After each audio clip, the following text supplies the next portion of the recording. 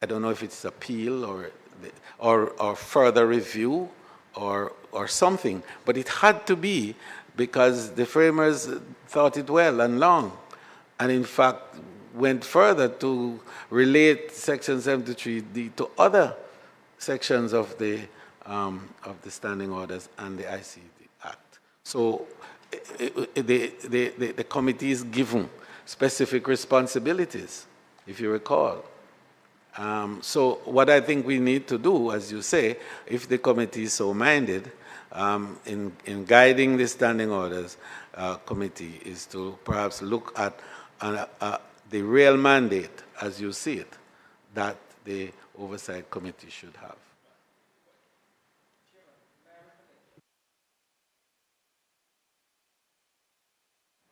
My recollection is that from when I was Speaker, that is over 10 years ago, the idea is that commissions of Parliament were just sending reports to Parliament almost as, and nothing happens. In other words, sometimes they make recommendations, and oftentimes it is not elaborated by a committee of Parliament or by Parliament itself.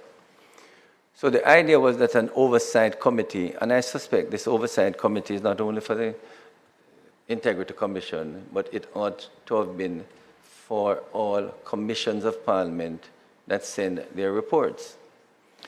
And the idea was not that we're going to be reviewing and it was going to be an appeal, but this oversight committee was basically to respond to recommendations, concerns, and issues in reports that were sent to Parliament. But there was no way it would even be considered that we are going to refute or reject reports. The idea was, as an oversight body, was to respond to concerns and issues that were expressed in the report that we as an oversight body could make further recommendations to Parliament to act on. So as an example, Chairman, if in fact a commission of Parliament says that it is not adequately financed, or it needs more finance, or it needs more staff, these are recommendations that they would put in their report. And this oversight body may well interrogate the commission. Why would you need more resources? Or why would you need more staff? You get me? So that an appropriate recommendations can be made to the Parliament. But I didn't see this oversight body as one where we meet regularly to receive reports. I mean, I think our time could be better used. So, yes, we will receive these reports, but not in the sense that we meet to receive these reports and to discuss these reports, because we are not an appeal body. Who was here? Philip was here first. Yeah, you have to press your green light. Chairman, I appreciate your deference to the framers of laws before us, but I think from time to time framers do get it wrong.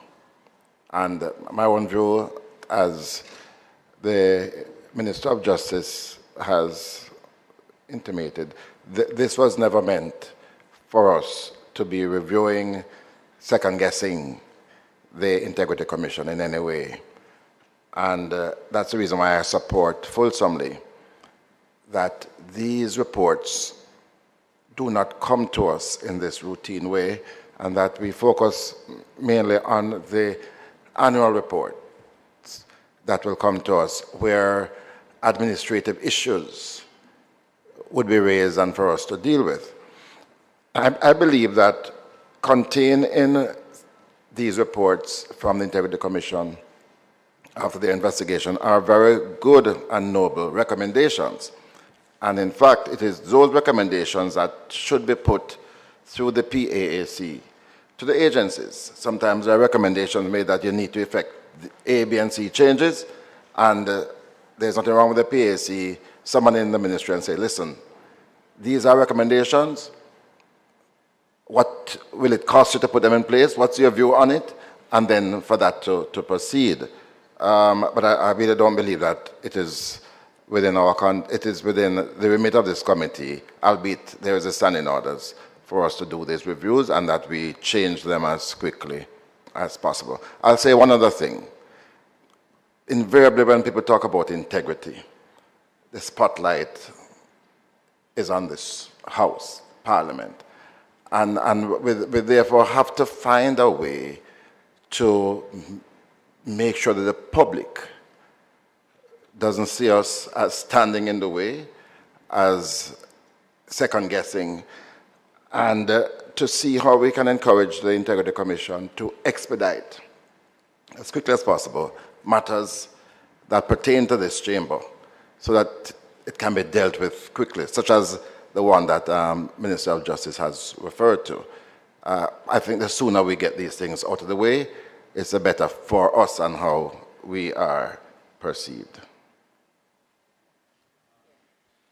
Chairman, my understanding of what I think our primary purpose is to review how the Integrity Commission functions, to determine whether their processes, their modus operandi is working in a way that we believe in the best interest of the country, to make recommendations on how those things can be improved.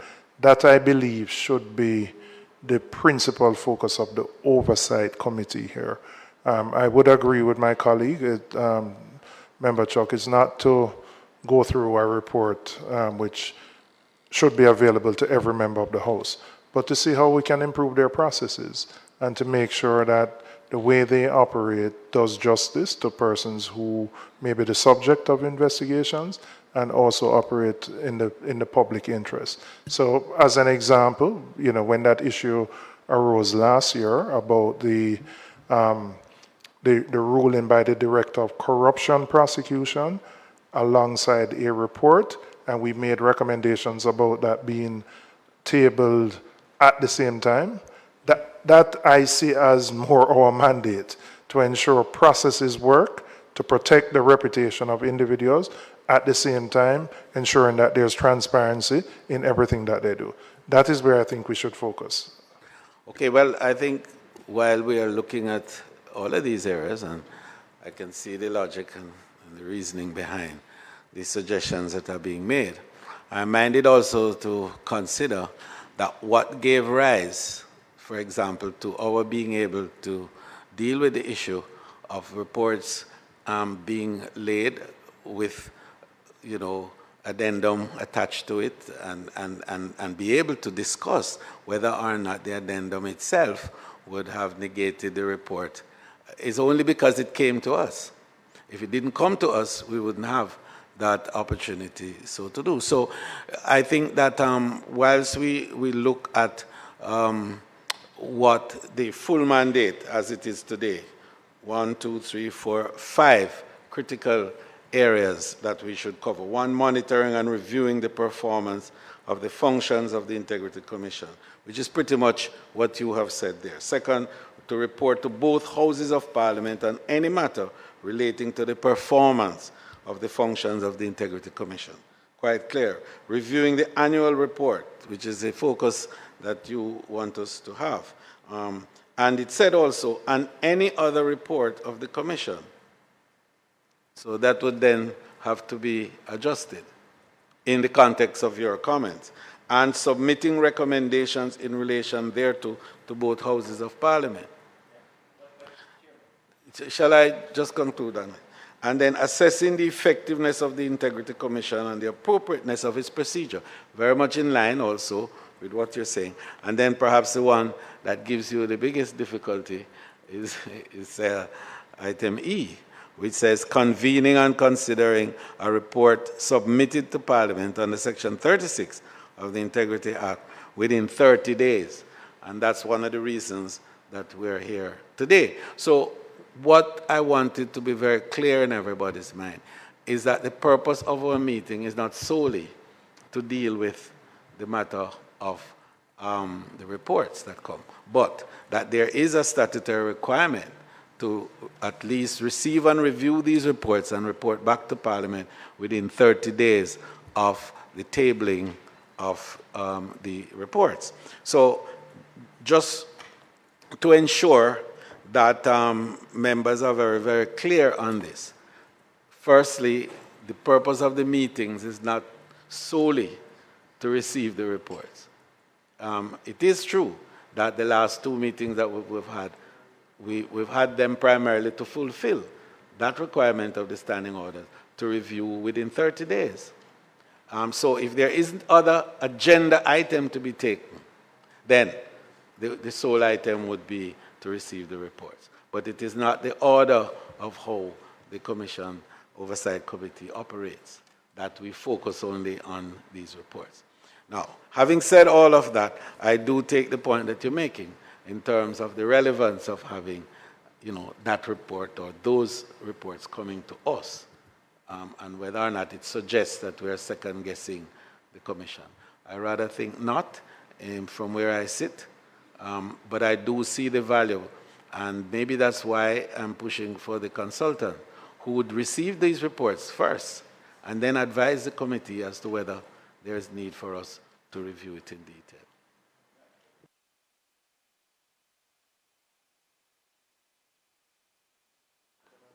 Well, I'm glad that you read, and in particular, this subsection 73E. The point, Chairman, is I think all well-thinking Jamaicans want the Integrity Commission to succeed. I think all well-thinking Jamaicans want corruption to be excised from all levels of government. And that is why I know the government is intent, and whatever they have asked for, they've got. I mean, I think it's about 1.5 billion. They want additional resources and demonstrate it. I don't see the government refusing them. But at the same time, Chairman, we need to ensure that the Commission, in a timely manner, respond to concerns, especially they, in their report, indicate and highlighted certain matters. Having done so, it has created a furor across the country. And if that is so, there should be an urgency on the Integrity Commission to respond and to deal with those matters. Now, in relation to Section 73DE, or 1E, I have no doubt, Chairman, that it was not intended that all reports that we must report in 30 days. I think what is intended is a special reports if Parliament has requested special reports. What's your reading of it? I think it is clear here that we convene to consider a report submitted to Parliament under Section 36 of the Act. Right, and is that and Section all reports? Well, that's what it said. All reports that would have come from the Commission to Parliament. Now, there is a special matter of the annual report, which is in Section 37DC, and that speaks to the annual report. But E does speak to other reports. So my take on the matter, team, is not to dismiss what you're saying by any means, but for us to look at it a little closer and then go to the Standing Orders Committee, if we so minded, to have a revision of the probably an entire section. That's how I hope, Chairman. Thank you, Chairman. On the matter of the reports from the Commission and the matter of outstanding issues, following up on the persons specified in the annual report for 2022, where the Commission specified that 6 parliamentarians were under investigation for illicit enrichment, Section 14 and 15 of the Corruption Prevention Act. That section of the report also indicated that 28 public officials were similarly being investigated. And in some areas of the report, they break down public officials to include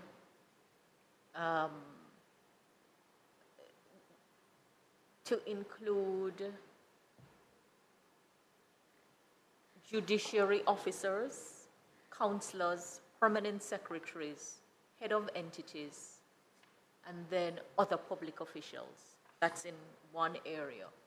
In another area, they use, they specify declarants, categories of declarants in a different way. I do believe that the public and the Parliament may benefit from some clarification and consistency in how the Integrity Commission specifies which set of people are put in the spotlight. So the report is a little inconsistent, and I think perhaps it may be more helpful, instead of clumping together, they either put the category of declarant or they don't specify at all. It has happened inconsistently throughout the report. And I also, while I appreciate why the spotlight will be on parliamentarians, I believe that integrity in public life is not limited to parliamentarians. And I would like to know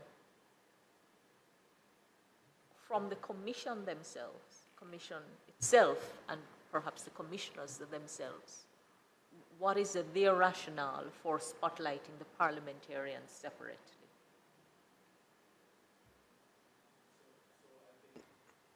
Members, we can take guidance from that to look further. That's one point. I have another point, but if you wish to respond. No, to look further at when do you invite the IC Commission to come before us, and what would then constitute the purpose. So it is from these reports, including the annual report, that we would then be able to call them in to indicate what are the issues, what are the difficulties, how can we be more helpful in terms of enabling them to do their functions more efficiently and more effectively. So I think it is against that background too that the reports before us may very well be useful. I have an additional. So Chairman, if we are to be deliberative in assessing the approach taken, which speaks in the standing orders to the process and procedures of the Commission, what we know so far is that merely indicating that categories of declarants are under investigation without more has created issues of have not really inured to the benefit of the Commission or the integrity of the system. And I'm just wondering, Chairman, whether the time has come for us to sit with the Commission to really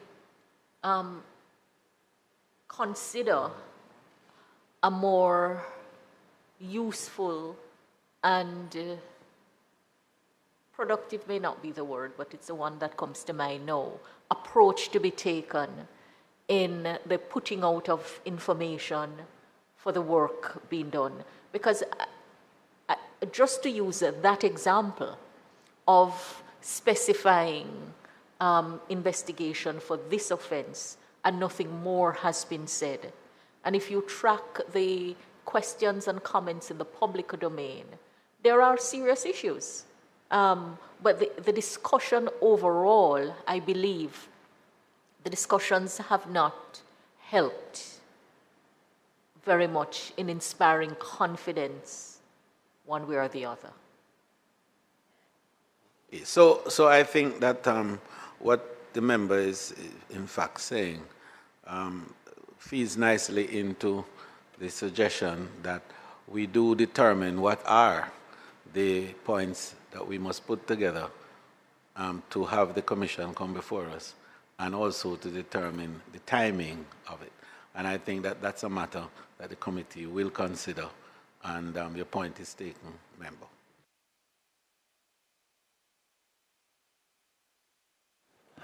I beg you, don't call us to another meeting to receive these reports. No, with due respect. No, but with due respect. No. I'm saying then we need to change that standing order. We need to change it quickly, because we have now 10 reports from the Integrity Commission setting out that these 10 persons have not submitted their statutory declaration. Fine? They are exactly the same, that they call the people, beg them to come in, and so on. What would this report, what would this oversight committee do in relation to these reports? Nothing, except to say, good report. Right, so what I'm really saying, Chairman, I think all of us on this committee have much better use of our time than to come here. If all we're doing is just to receive reports, let me finish, just to receive reports. Yes, I accept that there are many reports that you may want clarification, etc. on.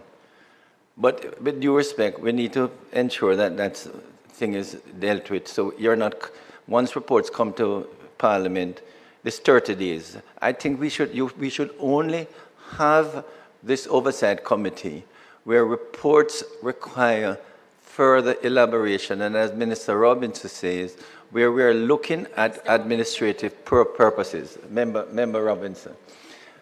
Finally, Chairman, could we ask the Integrity Commission to advertise widely that the public sector, that the bar has been raised from 3.5 million to 12 million, because a lot of civil servants are asking us if they have to file, and the truth of the matter, it is now gazetted to the best of my knowledge, and therefore all civil servants, save and except those who are in special categories, if they're earning less than $12 million, they don't have to file statutory declaration this year.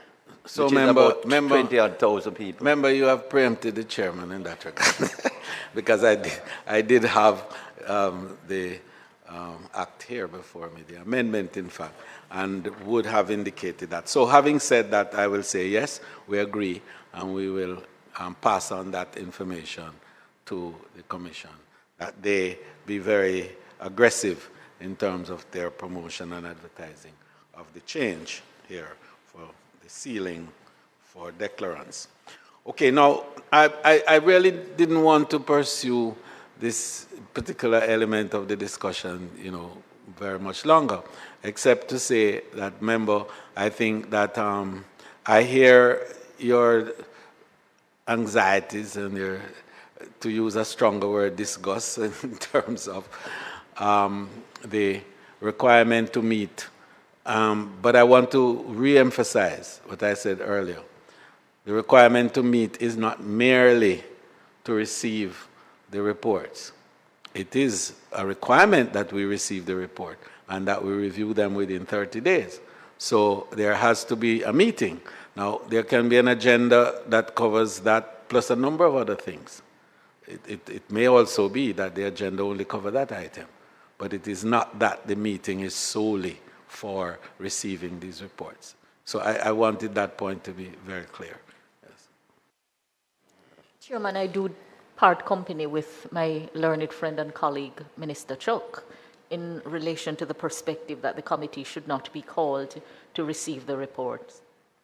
The scheme of the law requires that the reports be tabled in Parliament, and as of now, the standing orders require the committee to receive the reports, and we do know that until the tabling in Parliament of a report under Section 36, matters under investigation, or any other, by the Director of Investigation or any other person involved in the investigation have to be kept confidential, so that the receiving of the report is an important step to then enable the Commission to do other things. So we can't look under the duty in isolation. The scheme of the law has to be considered. And I do not think that that standing order is to be amended. It was properly considered and properly put in place, having regard to what is contained at Section 53 of the Integrity Commission Act and Section 23(3) in particular. So I part company with my friend, Minister Chuck, on that point.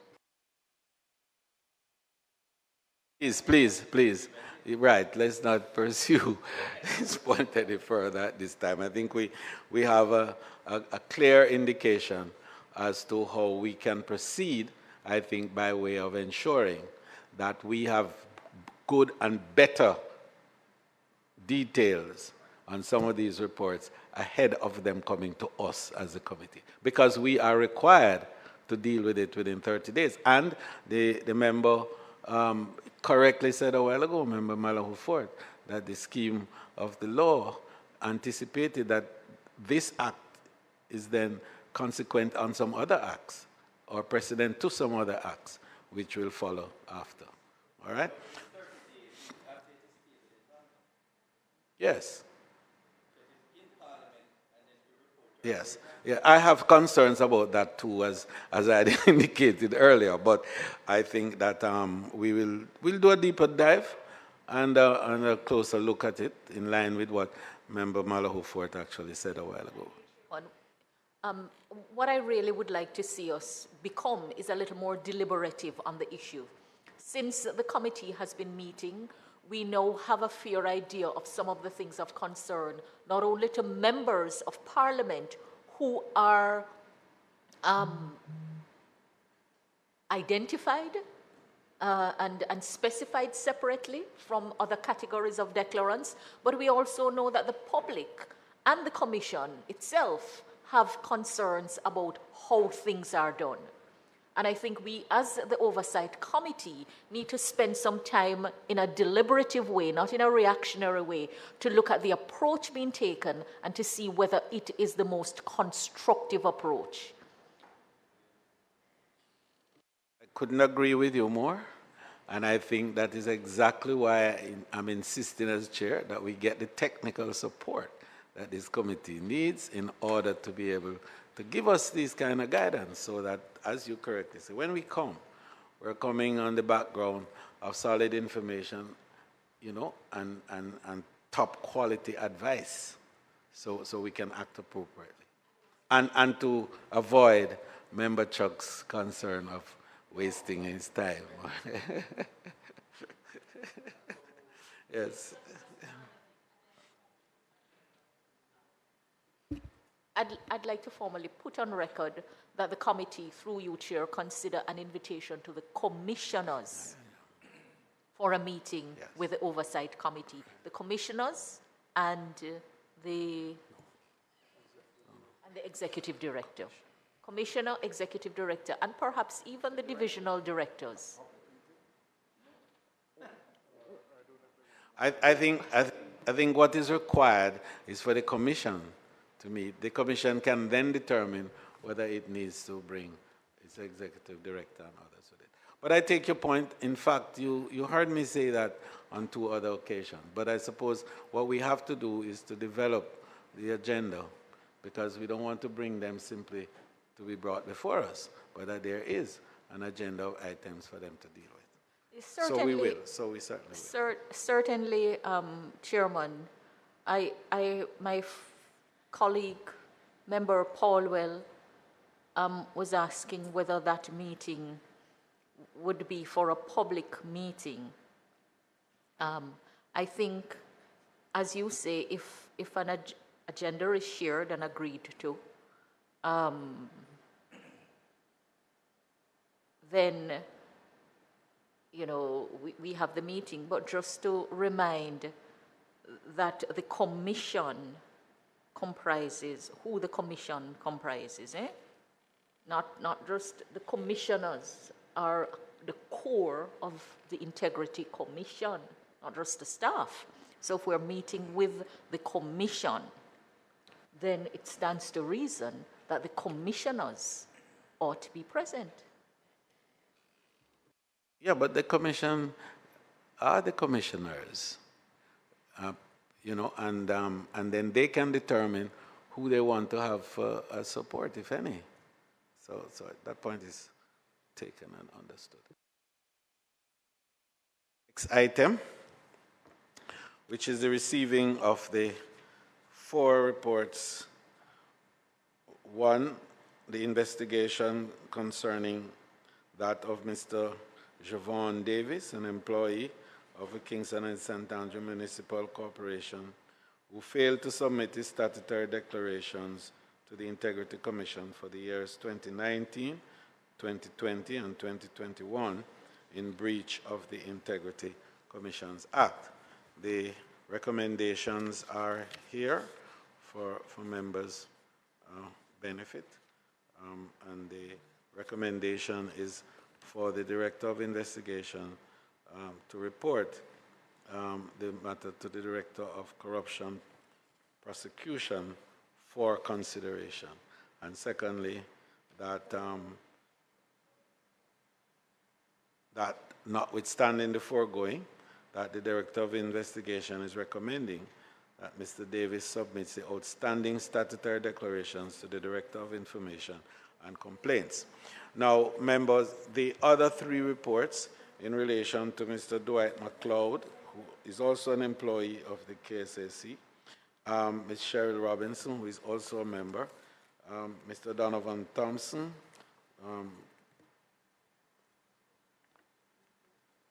all of these reports are in relation to the same breach and for the same period, and the recommendations are similar.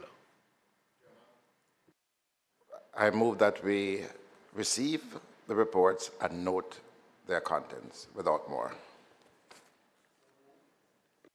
Aye? Yes, okay.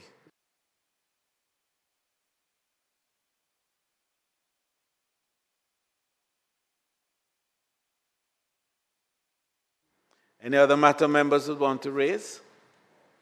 No. This meeting is adjourned for a date to be fixed. Yes.